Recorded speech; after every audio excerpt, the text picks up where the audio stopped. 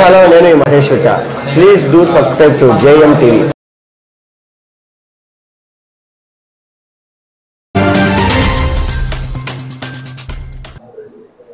మరీ ముఖ్యమైన ఆశ్చర్యకరమైనటువంటి విశేషం ఏమంటే నిన్న ఈశ్వరెడ్డి నగర్ పార్టీ జాయినింగ్లలో వాళ్ళ గ్రూపులలో నిన్న ఉదయము 200 మంది సోములవారిపల్లె పంచాయతీలో వైఎస్ఆర్సీపీ నుంచి టీడీపీలో చేరికే అందరు ప్రజెంట్ కావాలా అని పెట్టినారు ప్రెస్ వాళ్ళ.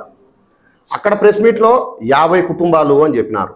నేను ముందు కూడా చెప్పిన పదే ఒక్క వైసీపీ కార్యకర్త పేరైనా చెప్పండి అని చెప్పి 50 మంది పార్టీలో చేరుతా ఉంటే 1200 మంది జనాన్ని పిలుచుకొచ్చినారు. వీళ్ళందరూ ఎవరన్నా శివచంద్రారెడ్డి అన్న పెయిడ్ ఆర్టిస్టులు అంటే కూలీలకు పిలుచుకొచ్చుకొని వాపు చూసుకొని బలుపు 200 రూపాయలు 300 రూపాయలు కూలిచ్చి 200-300 రూపాయలు కూలిచ్చి ఒక ఆర్భాటం కోసం పెయిడ్ ఆర్టిస్టులు అందరినీ పిలుచుకొచ్చి ఏందో పార్టీలో పెద్దగా అది ఎక్కడ నియోజకవర్గ స్థాయిలో ఉండే వాళ్ళందరినీ అన్ని మున్సిపాలిటీ వార్డులలో మా పంచాయతీలో కొంతమంది 200-300 రూపాయలు కూలిచ్చి పెయిడ్ ఆర్టిస్టుల ద్వారా నిన్న మీటింగ్ జరిపినాం.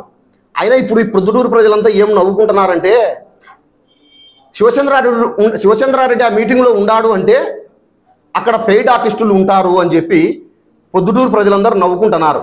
ఇంకా రాను నిన్ను జోకర్గా కూడా చూస్తారు శివచంద్రారెడ్డి అన్న, గుర్తుపెట్టుకో. ఎక్కడున్నా నువ్వు పెయిడ్ ఆర్టిస్టులతోనే అంటావు. ఒకటి మిల్లులో ఒక 15 రోజుల కిందటనో 20 రోజుల కిందటనో ఆత్మీయ సమావేశం జరిపినావు. ఏదైనా మీటింగులకో దానికో దీనికో పెయిడ్ ఆర్టిస్టులు అంటే అర్థం ఉంది. ఆత్మీయ సమావేశంలో కూడా పెయిడ్ ఆర్టిస్టులు పెట్టుకున్నావు. ఇది పొద్దుటూరు అంతా చర్చ అయింది. ఏం దీనివల్ల నీకు ప్రయోజనం అన్నా? ఏం దీనివల్ల ప్రయోజనం ఉంది? ఈ ప్రజల అమాయకులా? ఆ జనాన్ని ఆ మనుషులను చూస్తానే అందరూ కుళ్ళకు పిలుచుకొచ్చుకున్నారని చెప్పి ప్రతి ఒక్కరు నవ్వుకుంటున్నారు. ఒక్కొక్క కార్యకర్త ఇంటికి నువ్వు రోజు ఒకటి పెడతావు. ఇంకా మా పంచాయతీలో నాకు తెలిసి 10-15 ఉంటాయి. ఎందుకంటే ఒక్క తెలుగుదేశం కార్యకర్త, వైసీపీలు ఎవరు లేరు. ఒక్క తెలుగుదేశం కార్యకర్త ఇంటికి ఒకసారి ప్రోగ్రాం అంటే ఏదో జరిగిపోతుంది అని ప్రజలను తప్పుదో పట్టించేదానికి. ప్రజలు నీకంటే తెలివివంతులే, నువ్వు ప్రజలను అంత అమాయకంగా ఆలోచన చేయకు. నిన్న మా పంచాయతీలు అందరూ నవ్వుకుంటున్నారు. మా పంచాయతీలో మొత్తం కార్యకర్తలంతా వైసీపీలు ఒక్కరు కూడా పోలే. వైసీపీలు పోయినారని టీవీలలో, పేపర్లలో, యూట్యూబ్లలో చెప్తున్నారు. ఏం శివచంద్రారెడ్డి ఇంత దిగజారిపోయినాడే? ఈయన దిగజారిపోయేది కాక పెద్ద ఆయన్ను కూడా పాపం ఇంత ఎందుకు చెడగొడుతున్నారు? ఈ వయసులో పెద్ద ఆయనకు తప్పుడు సలహాలు తప్పుడు సూచనలు ఇచ్చేయని చెప్పి అందరూ నవ్వుకుంటున్నారు. దీన్ని ఒక్కసారి ఆలోచన చేసుకొని రెక్టిఫై చేసుకో శివచంద్రారెడ్డి అన్న.